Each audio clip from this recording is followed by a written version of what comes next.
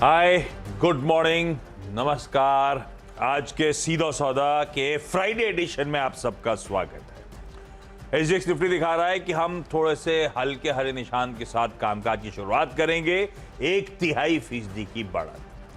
कुछ science of stability कल screen पे नजर आ रहे। उसके बाद कल यूएस में अच्छे मूव्स बने। डाउ फ्लैट था, लेकिन बाकी दोनों बेंचमार्क्स, एसएनपी में अच्छी तेजी, नैस्डैक में बढ़िया 3.3% का उछाल, तो मोमेंटम पकड़ा। आज सुबह वहां पे जरूर फ्यूचर्स थोड़े से पस्त पड़ते हुए, लेकिन फिर भी नैस्डैक की खासतौर के चाल जो हमने डाइजेस्ट की थी कल 3:30 बजे की क्लोजिंग पे, उससे बेहतर ही नजर आ रही। तो वो मिक्स क्यूज के बीच में हम थोड़ा सा हरे निशान के साथ शुरुआत करेंगे। ऐसे में जरा क्विकली वो हमारा वो महंगा वाला कैमरा जूम करिएगा पिच पे। ये कैमरा अपने ग्राउंड की एक खासियत है, कोई बर्ड वर्ड नजर नहीं आती है आपको। ऐसा कहीं नहीं कि डॉग वॉग भागता हुआ पिच पे आ जाए, ऐसा कुछ नहीं है एकदम। और ये जो पीछे इतने सारे लोग बैठे थे, ये भी एकदम चुप शांत। और हमने अब तक फ्री टिकट रख रखे हैं, इसीलिए ज्यादा। हाँ नहीं, ऐसा नहीं, हम चाहें तो खोलेंगे तो भी लोग इतने आएंगे देखने के लिए। ये अभी हमने फ्री रखा है, हम चाहते हैं कि सबका फायदा हो। इतने शांत क्यों बैठ रहते हैं? हाँ, इनसे बोल रखा है पिन ड्रॉप साइलेंस, बोलने का नहीं है। हाँ, बोलने का नहीं। वो बेसिकली रेफरी जब बोलता है इशारा करता है तो चुप रहते हैं। फ्री टिकट कंडीशनल है, चुपचाप बैठ के मैच देखने का। और हमने इसमें ना, जैसे इस बार कतर में हुआ था, बियर अलाउ नहीं करी स्टेडियम में अलाउ। ये गलत किया। हाँ, मुझे लग रहा है आईपीएल का चार्म खत्म हो जाएगा। देखो, चलो कर लोग वापस आते हैं। मैच देखने का मजा कब है? आप फुल मस्ती मैच देख रहा हूँ। वो अच्छा लगता है ऑस्ट्रेलिया में जब वो गार्डन में ग्रास में लेटे हुए बियर पीते हुए मैच चल रहा है, मजा ही लगाता था उनकी विजुअल्स देख के। ये क्लासरूम जैसा माहौल जो आपने बना रखा है ना, मुझे लगता है इसमें थोड़ा शोर होना चाहिए। एम्बियंस, लोग चिल्ला रहे हैं, निफ्टी फ्लैशलाइट जल रही है पीछे, थोड़ी सेल्फी भी चल रही है। ये ऐसा भी देखो करवाते हैं। डायरेक्टर साहब रिक्वेस्ट करेंगे कुछ निफ्टी जिंदाबाद टाइप के नारे। जिस दिन बाजार का मूड बहुत अच्छा होगा ना, उस दिन वाली पिच, उसमें पब्लिक एक्साइटमेंट दिखाई। एक नई पिच बनेगी जिसमें एम्बियंस होगा। ठीक है, आज की पिच जब हम लोग चर्चा करें, देखो मेरी आज गट फीलिंग कहती है कि आज की पिच बहुत अच्छी होनी चाहिए। अरे वाह। क्योंकि देखिए यूएस में कुछ भी मुझे गड़बड़ नहीं दिख रहा। वो पोस्ट मार्केट जो 2-3 नंबर आए हैं ना, अमेजॉन के और गूगल वालों के, वो नंबर वीक हैं और उन्होंने कहा कि 1 क्वार्टर और रहेंगे, तो इसलिए आप फ्यूचर्स में देख रहे होंगे। लेकिन मेटा ने जो किया है, और जो देखिए बहुत एक हार्श रियलिटी है ये, कि बहुत बड़ी छटनी की इन लोगों ने। 2 लाख लोग करीब निकाले केवल जनवरी में। 1,02,000 लोगों को नौकरी से निकाला, और उसमें 43% हिस्सा टेक कंपनीज का है। तो उससे क्या हुआ कि बहुत लीन हो गए हैं ये, इसलिए ये आगे के गाइडेंस बहुत अच्छे दे पा रहे हैं। लास्ट क्वार्टर के रिजल्ट भी अनएक्सपेक्टेडली कहीं अच्छे भी आ रहे हैं, और फिर उस 30, 40, 50, 60% तक के गिरे हुए स्टॉक को बाई बैक किए जा रहे हैं। तो मेटा ने जो अनाउंस किया है ना, उसकी वजह से बहुत फ़ायदा होता हुआ दिख रहा है, इसलिए स्टॉक में तेज़ी है। तो मुझे लगता है कि मार्केट का मूड तो अच्छा है आज, अनलेस कि हमारे यहाँ चूँकि घरेलू फ्रंट पर एक ग्रुप की वजह से दिक्कत है, सेंटिमेंट नहीं अच्छा है, तो वो मैं अगर अलग कर दूँ तो मार्केट का मूड मुझे अच्छा दिख रहा है। इसलिए वहाँ पे लगता है कि लोग बाइंग के लिए आएंगे, जैसे नतीजे आएंगे। और एक दूसरा सेक्टर जो बहुत हाईलाइटेड है, बजट डे से लगातार उसमें है, वो है माइक्रो फाइनेंस का। उनके आप रिजल्ट देखिए, और बजट में भी उनके लिए काफ़ी ऐसे प्रोविज़न किए गए हैं कि जो उनके लिए एनेबलिंग एनवायरनमेंट बनाते हैं माइक्रो फाइनेंस के लिए। तो उसकी वजह से मुझे लगता है कि आज मार्केट का मूड ठीक रहना चाहिए। अदर दैन दैट ग्रुप, उस ग्रुप के बारे में पता ही नहीं क्या होगा, बड़ा अनएक्सपेक्टेड रहता है वो, लेकिन अदरवाइज मुझे लगता है मार्केट का मूड ठीक होना चाहिए आज। अरे हम लोग जब बोल रहे थे ना, हाँ, तो डायरेक्टर साहब ने क्राउड चीयरिंग का ऑडियो प्ले कर रहा था। कहाँ सुना ही नहीं पड़ा। हाँ, मुझे भी कान में आवाज नहीं आया। वो बोले कि आपको अब प्ले कर रहे हैं, तो म्यूजिक प्ले कर रहे हैं, बकवास। ये तो सिग्नेचर म्यूजिक है। हाँ, ये तो कुछ भी बोलते रहते हैं, अपनी तारीफ करवाना चाहते हैं। हटाइए। अच्छा, मिला जुला रखा है टीम को। पहला स्टॉक जो लेकर आ रहा हूँ, रिजल्ट्स बहुत आ रहे हैं अभी तो बढ़िया, तो उस पर फोकस करा है। पहला फिनो पेमेंट्स बैंक के नंबर्स। ऑडियो बंद कर दीजिए, जज्बाती हो रहे हैं आप। फिनो पेमेंट बैंक के नंबर्स बढ़िया है, पीएनएल बढ़िया स्ट्रॉन्ग नजर आएगा आपको। कुल आय में बढ़िया साल दर साल 214% का जंप। बढ़िया साल दर साल तो 3.5% क्यू ऑन क्यू का जंप। एबिटा मार्जिन जो है 9.5% से बढ़ के 12.5% के आसपास। लास्ट क्वार्टर के मार्जिन के आसपास अब फिर से मैनेज करा है, ईयर ऑन ईयर एक बढ़िया जंप आता हुआ।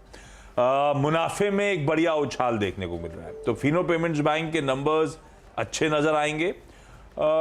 स्पेंड जो है काफी स्ट्रांग है। तो ये बेसिक आइडिया है, लेकिन हाँ इसमें इफ्स एंड बट्स हैं। कुछ स्लो डाउन इनके माइक्रो एटीएम इनके एक आध सेगमेंट में और देखने को मिल रहा है। तो मिला जुला रुझान, लेकिन ये वो रीसेंट लिस्टिंग्स में से है, वो न्यू एज टाइप जो बढ़िया कंसोलिडेट कर रहे हैं।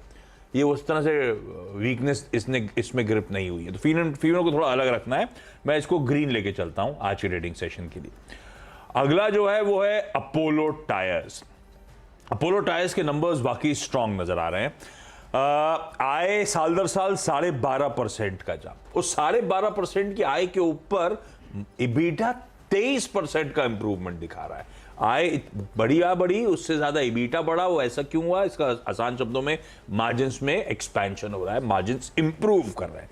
13% वाले 14.25%, 120 बेसिस पॉइंट्स के आसपास का इंप्रूवमेंट है, और इसका इंपैक्ट नीचे बॉटम लाइन पे पड़ा है जो 30% का इंप्रूवमेंट दिखा रही है। तो अपोलो टायर्स, मुझे याद है बजट के दिन भी जब ऑटो स्पेस को लेकर मैं यूट्यूब लाइव कर रहा था, एक्सपर्ट्स बुलिश थे, तब उस समय बैटरी और टायर स्टॉक्स में एक बहुत अच्छा मूव बन रहा था। तो वो मूव अब रिजल्ट्स भी अच्छे आ रहे हैं, इस बात का ध्यान रखिएगा। एक छोटी कंपनी है ऊपर अभी, मन इंफ्रा के नंबर्स, ये कल मैं देख रहा था बढ़िया नंबर्स आए थे। अब लेकिन ये क्या था, रेवेन्यू रिकग्निशन मॉडल होते हैं, इसीलिए उस हिसाब से इसको ट्रीट करना चाहिए। लेकिन मन इंफ्रा के नंबर्स एक बार स्क्रीन पे लेकर आता हूं। आए 296 से बढ़कर 457 करोड़ रुपीस, इबीटा 44 से बढ़कर 128 करोड़ रुपए, मार्जिन 15 से बढ़कर 28% के पार, उसके लिए मुनाफा 40 से बढ़कर 90 करोड़ रुपए। नंबर्स तो अच्छा है मन इंफ्रा के, इसीलिए इसको ग्रीन। 3 नंबर्स पे 3 ग्रीन स्टॉक के साथ शुरुआत। ओके और मैंने जैसे आपसे कहा था कि जो माइक्रो फाइनेंसिंग कंपनीज हैं, छोटे हैं, उनमें तो अच्छा है। वो जीवन को ही देखिए आप, बहुत ही अच्छी अपनी कॉन्फ्रेंस कॉल उन्होंने रखी, बहुत रोबस्ट नंबर भी उनके हैं। आरओई देखिए आप 29% के आसपास है, एसेट्स पे रिटर्न जो है 4% के आसपास है, ईपीएस 5.5 के आसपास है। तो नंबर अच्छा दिख रहा है, और मुझे ध्यान है कि बजट के दिन से ही इन सारे स्टॉक्स में बहुत बढ़िया तेज़ी देखने को मिल रही है। वैसे आप एप्टेस वैल्यू के रिजल्ट्स देखिए आप, नेट इंटरेस्ट इनकम इनकी जो है 169 करोड़ आई है, से बढ़ के 217 करोड़ हो गई। यहाँ पे 28% की ग्रोथ है YOY पे, और शानदार ग्रोथ यहाँ पे देखने को मिल रही है। ऑपरेटिंग प्रॉफिट है 176 करोड़ का है, 24-25% की ग्रोथ है। और इसी में तीसरा मैंने फ्यूजन भी लगा दिया है, क्योंकि मैं माइक्रो फाइनेंस स्पेस में कुछ दिनों से देख रहा हूँ कि बहुत अच्छा मोमेंटम है। तो मोमेंटम आप चेस कर सकते हैं, क्योंकि इसमें रोबस्ट डिमांड देखने को मिल रही है। वैसे ही चौथा भी बता देता हूँ, चूँकि एक ही सेगमेंट के सेक्टर के हैं, कर्नाटक बैंक ने कितना मुनाफा दिखाया? 300 करोड़ का, 146 से बढ़ के साल दर साल डबल। ठीक है, बेस पे आप होगा, लेकिन दुगना हो गया है। जो इंटरेस्ट इनकम है वो 34% बढ़ के 834 करोड़ हो गई है। ग्रॉस एनपीए 3.36 से घट के 3.28 हो गया। नेट एनपीए 1.66, दोनों कम हो गए हैं। प्रोविज़न 124 करोड़ का ही मात्र है। तो नेट इसके भी डिसेंट नंबर है। तो मुझे लगता है कि प्राइवेट और छोटे बैंक, माइक्रो फाइनेंस, इन सब में थोड़ा ध्यान रखना चाहिए। और ये रिजल्ट मुझे चारों ठीक लग रहे हैं, इसलिए इनको हमने ग्रीन में रखा है। 4 हो गए। ओके, अगला स्टॉक स्क्रीन पर लेकर आइए MGL, महानगर गैस लिमिटेड। MGL के नंबर्स एस्टिमेट्स पे खरे उतरते हुए, और लार्जली जो इनफैक्ट कहना चाहिए स्टीप प्राइस हाइक्स लिए थे ना, और उसका बढ़िया पर्कुलेट होकर इंपैक्ट आता हुआ। और वॉल्यूम्स में कोई नहीं, जो एक्सपेक्ट कर रहा था स्ट्रीट, वैसे ही 3.4 mm SCMD। तो प्राइस हाइक स्टीप, वॉल्यूम्स 10 के 10 आपको नजर आएंगे। और जो इबीटा पर SCM है 8 रुपए से बढ़कर 8 रुपए 20 पैसा। तो ये तो इंटरनल्स हो गए। रेवेन्यू क्या हुआ? 7% बढ़ा, इबीटा बढ़ता हुआ नजर आया। मार्जिन एस्टिमेट थे 14.2% के स्ट्रीट के, और इन सब के चलते हुआ क्या? 15.3% पे स्ट्रीट एक्सपेक्टेशन से 110 बेसिस पॉइंट्स मार्जिन बेहतर आए। तो कंपनी ने बाकी होल्ड ऑन करा, और वो स्टीप प्राइस हाइक्स के चलते मार्जिन इंप्रूव हुए, प्लस वॉल्यूम से कोई डेंट नहीं आया। इसीलिए MGL को मैंने ग्रीन रखा है। खैर देखते हैं आज स्टॉक का बिहेवियर। वैसे इसी हफ्ते की शुरुआत में खबर थी, घर के लिए तो फायदा नहीं हुआ, CNG की कीमतें गिरा दी इन्होंने। हाँ, बढ़िया तरीके से गिराई, पर मैं देख रहा था PNG में कुछ नहीं करा, मेरा कोई फायदा नहीं हुआ है। क्रॉम्पटन ग्रीव्स को स्क्रीन पर लेकर आइएगा। क्रॉम्पटन ग्रीव्स के नंबर्स वीक हैं। आय 7% गिरी साल दर साल, उसके सामने इबीटा 25% गिरा, 14.25 14.5 के मार्जिन रिड्यूस होके 10% पे आए हैं और मुनाफा 40% से ज्यादा का डिक्लाइन दिखा रहा है। तो बेसिकली अब वो कह लीजिए महंगाई की मार है जो प्योरली कंज्यूमर डिमांड ठंडी पड़ती हुई नजर आई है। और एक रीजन और भी है, सिर्फ कंज्यूमर डिमांड ठंडी नहीं पड़ रही है, कॉम्पिटिटिव इंटेंसिटी बढ़ रही है। वो क्लियरली विजिबल था इनके क्वार्टरली परफॉर्मेंस में। तो क्रॉम्पटन के नंबर्स ठंडे हैं। जीएमएम फॉडलर, इस स्टॉक को भी दिखाइएगा, इसके नंबर्स अच्छे लगे मुझे, इसीलिए मैं ग्रीन लेके चल रहा हूं। हालांकि बहुत वोलेटाइल और बहुत एग्रेसिव मूव्स दिखाने वाला काउंटर है, काफी दिनों से ऑफ रेडार है। अच्छा परफॉर्मेंस है, आय 23% बढ़ी, इबीटा 44% बढ़ा, 12.8% वाले मार्जिन 14.9% पे 210 बेसिस पॉइंट्स का इंप्रूवमेंट है। मुनाफे के आंकड़े में मत जाइएगा, कुछ एक्सेप्शनल्स हैं इसीलिए मुनाफा अलग सा दिखेगा आपको, लेकिन कंपनी स्पेसिफिकली कह रही है इस तरह की परफॉर्मेंस के बाद कि जो FY25 की बड़ी गाइडेंस दी थी, हम ट्रैक पे है उसे अचीव करके दिखाएंगे। बढ़िया नंबर्स आए जीएमएम फॉडलर के, इसलिए ग्रीन 6 निपट गए।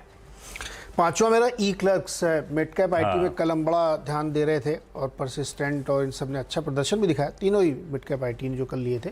आज ई क्लर्क्स हैं, इसके रिजल्ट्स आए हैं और डॉलर रेवेन्यू 3.1% बढ़ के आया है और रुपये में रेवेन्यू भी 5-6% की ग्रोथ दिखा रहा है। कॉन्स्टेंट करेंसी अगर आप क्वार्टर देखेंगे तो पिछली बार 4.6 थी, इस बार 3.2 है, लेकिन साल दर साल देखें तो काफ़ी अच्छी ग्रोथ है यहाँ पे और मुनाफा भी 4.25% बढ़ के 131 करोड़, तो डिसेंट नंबर है। जितने ऐसा लग रहा था कि बड़े ख़राब नंबर आएंगे, आईटी बड़ी मार पड़ेगी, वैसा दिख नहीं रहा। तो और अब तो माहौल ही बदल गया है नैस्डैक और यूएस वगैरह का, तो मिलता मिड कैप पे ध्यान रखना चाहिए। तो ई क्लर्क्स के नतीजों के आधार पर ग्रीन और परसिस्टेंट कल वाला ही रिपीट करूँ, उसका मोमेंटम, क्योंकि वो तो मुझे मिड कैप की सबसे मजबूत कंपनी लगती है मिड कैप आईटी कंपनीज़ में, और कल उसने 2-3% के अच्छे गेंस भी दिए थे। ये देखिए आपके सामने 150 रुपये ऊपर चला था कल। तो मुझे लगता है कि आज भी आईटी का मोमेंटम अगर कंटिन्यू करेगा तो जिनके नतीजे आए हैं आजकल में उनमें ध्यान देना चाहिए। तो ई क्लर्क्स और परसिस्टेंट 5 और 6 नंबर के स्टॉक्स हैं। स्वागत है एक बार फिर से, और अगले 4 स्टॉक्स में एजिस लॉजिस्टिक्स। नतीजे देखिए, इसके रेवेन्यू अच्छा खासा बढ़ाया है, 2000 करोड़ के आसपास लेके आए हैं, लेकिन जो मुनाफा है वो 142 करोड़ लेके आए। रेवेन्यू फ्लैट पर अच्छा मुनाफा है, ठीक ठाक लग रहा है, ग्रीन में रख सकते हैं। जुबिलेंट इंडस्ट्रीज़ में मुनाफा 27% बढ़ा लिया है, मार्जिन इंप्रूव है, 4.9 से बढ़ा के 5.8% और एबिटा लेवल पे भी 37% की ग्रोथ है, तो यहाँ पे भी ग्रीन हो सकता है। सुवेन लाइफ लेकिन नतीजे काफ़ी कमज़ोर हैं, रेवेन्यू 30-31% नीचे, एबिटा में 51 करोड़ का नुकसान, नेट लॉस 51 करोड़ का जो पिछली बार 33 था बढ़ गया, तो मतलब चारों तरफ नंबर कमज़ोर है, तो इसको रेड में रखना चाहिए। टाइटन मार्केट आवर में रिजल्ट आ गए थे, लेकिन ग्रीन में इसलिए रख रहे हैं, 2 रिपोर्ट्स आई, एक CLSA की और एक मॉर्गन स्टैनली की।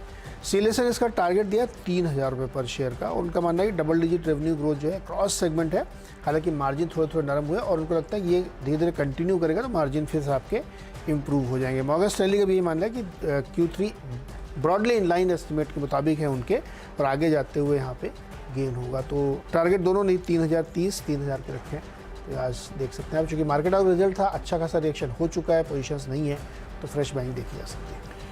अच्छा, बिरला सॉफ्ट पर ये काफी हद तक हमने कल डाइजेस्ट कर लिया। मेरे ख्याल से कल बिरला सॉफ्ट 8% के दबाव के साथ बंद हुआ, क्योंकि अपफ्रंट खबर आ गई थी हर जगह कि इनका लीड कस्टमर जो है उसने बैंक्रप्सी को फाइल किया। पर नंबर्स अब उसको प्रोवाइड फॉर करा इन्होंने तगड़ी तरीके से, 151 करोड़ रुपए की प्रोविजनिंग करनी पड़ी है इनको।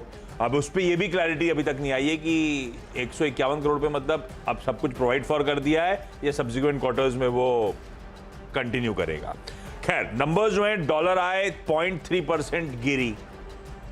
ये अब डॉलर आय में गिरावट के पीछे क्या रीजन, ये कब बैंक्रप्सी फाइलिंग तो अभी हुई है, उससे पहले से क्या धंधा सॉफ्ट पड़ने लगा था या और बाकी क्लाइंट भी दबाव में, तो थोड़े इफ्स एंड बट्स खुल गए, पर कितना कल डिस्काउंट हो गया मुझे नहीं पता।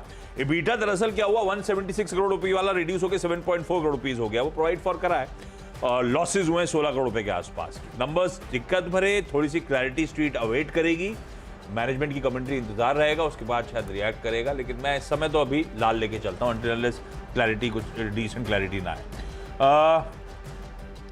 ये बर्जर पेंट्स पर ही मेरे को लगता है स्ट्रीट को पता चल ही गया था, जब 2 दिग्गजों ने कमजोर नंबर दे दिए थे इसी स्पेस के, एशियन पेंट्स ने, उसमें जोड़ दीजिए पिडिलाइट को भी, तो आइडिया लग गया था कि ये नंबर्स दिक्कत करेंगे। और बर्जर के तो वैसे भी अंडर परफॉर्म कर रहे थे एशियन को ऑफ लेट। तो बर्जर का कमजोर परफॉर्मेंस है। जब आप 8-9% आय में उछाल की बात कर रहे थे, आई केवल 5% आय में उछाल।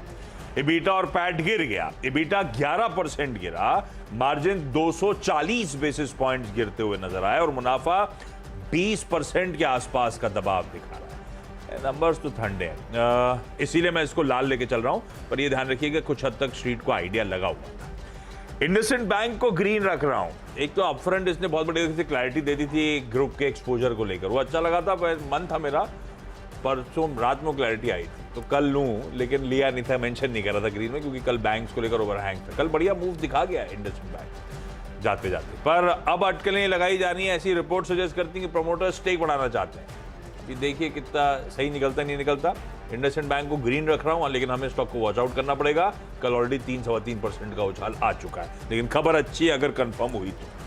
आवास फाइनेंशियर्स, ये स्टॉक तो खैर, ये कंपनी तो खैर हर क्वार्टर बहुत ही बढ़िया परफॉर्मेंस दिखा रही है। वो मोमेंटम, वो रन रेट कंटिन्यू करती हुई, कोई डिटेलिंग की जरूरत नहीं है, स्क्रीन पर रिजल्ट आ जाएंगे।